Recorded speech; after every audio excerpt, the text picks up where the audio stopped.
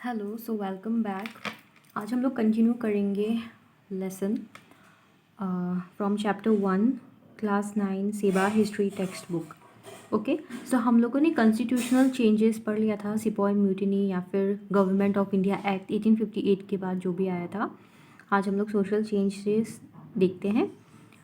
तो इसमें लिखा हुआ है आपके बुक में, although a section of Orthodox Indian people extended support to the Sepoy Mutiny, but its failure brought a momentum to the minds of this conservative people also. तो sepoy mutiny में क्या हुआ था, ऑर्थोडॉक्स या फिर conservative people लोगों ने भाग लिया था।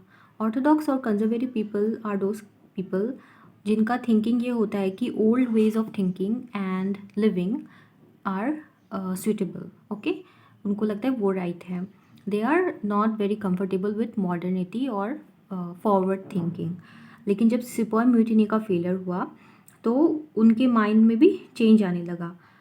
As an indirect result of the rebellion, medieval static state prevailed in the Indian society was over, and they showed interest towards modern Western culture.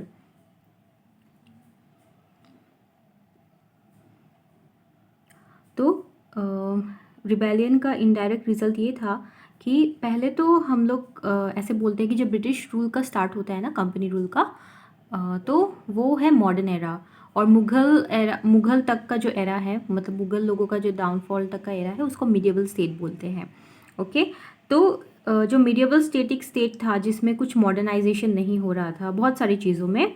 Okay, तो वो जो इंडियन सोसाइटी का फीचर था वो धीरे धीरे ख़त्म हो रहा था, और अभी people were showing interest towards modern western culture. Okay, उस टाइम पे western culture was developing and it was seen as nothing but a modern period, modernization. तो इसलिए उसको अडॉप्ट कर रहे थे। In short, modernization started in Indian society after the sepoy mutiny. ये simple line में कहा गया है। A section of newly educated Indians became aware for self-establishment in the touch of modernity. Okay? तो जो न्यूली एजुकेटेड इंडियंस थे वो लोग जो एजुकेशन जब होता है then you naturally start thinking differently. Okay, so फिर दे थॉट दैट कि उनको सेल्फ एस्टैब्लिशमेंट होना चाहिए, लेकिन मॉडर्निटी भी साथ साथ में होनी चाहिए। मतलब traditional and modernity thinking should go hand in hand. They were encouraged by the valour and confidence of the rebel sepoys. तो उनको दे वर इंस्पायर्ड या फिर एनकरेज्ड। जो रिबेल सिपॉइज ने जो कॉन्फिडेंस या फिर वेलर दिखाया था, उनसे they were very much encouraged. But जब उन्होंने रिबेलियन का जो फेलियर देखा, उनको ये भी रियलाइजेशन हुआ कि जब तक हम लोग इंडियन लोगों को या फिर पीपल लोगों को ऑर्गेनाइज नहीं करेंगे, कोलाब्रेशन में नहीं लाएंगे, तब तक कोई भी नेशनल मूवमेंट काम नहीं आएगा। Okay,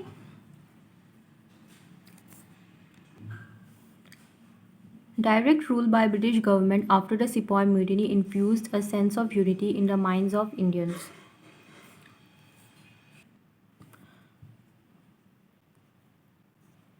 The notion of we are Indian people arose in the minds of different races, castes, and communities. On the other hand, as this sense of unity of the Indians, the English rulers adopted the main policy of divide and rule. तो दो changes आए थे कि direct rule जब हुआ sepoy mutiny के बाद, proclamation हुआ था ना, हम लोग ने पढ़ा है, गवर्नमेंट ऑफ इंडिया एक्ट 1858 का प्रोक्लेमेशन के बाद जब ब्रिटिश क्राउन डायरेक्टली रूल करने लग गई, तो उसमें एक सेंस ऑफ यूनिटी आ गया था इंडियन के माइंड में। और वो लोग ये सोचने लगे थे कि हम लोग, भले ही हमारा कास्ट कम्युनिटीज़ अलग है, रिलीजन अलग है, बिलीफ्स अलग है, we are still one Indian people. Okay, और इसी के चलते ब्रिटिश लोगों के ये दिमाग में आया कि Indian people are so different, so we can use this policy of divide and rule, या फिर फूट डालो और राज करो। तो दो चीज़ें हो रही थी, एक तो Indian people were trying to bring together different communities as one nation, one Indian nation, but British people were saying, और ये पॉलिसी अडॉप्ट किया था उन लोगों ने कि यहाँ पे इतने सारे अलग अलग प्रकार के जाति कास्ट रिलीजन कम्युनिटीज़ है, और मतलब उन सब के आपस के बीच में they were creating animosity. Okay, enemy. तो हम लोग एक और बात मेंशन मैं करना चाहूँगी, सो इंडिया आप लोगों को पता होगा कि is little bit different from other countries, specially European countries, या फिर कोई भी अदर कंट्रीज़ ले ले। इंडिया में मतलब इंडियन पीपल जो होते हैं ना, हम लोग कोई एक पॉइंट आउट करके नहीं बोल सकते कि उनका कल्चर ऐसा है वैसा है, बिकॉज इंडिया हम लोग को पता है बहुत ही बड़ा देश है और वहाँ पे एकदम अलग अलग भाषाएं बोली जाती है, अलग अलग पहनावे हैं, अलग अलग लिखाई है, उम, खाना पीना भी एकदम अलग है, वेदर भी जगह जगह का अलग है।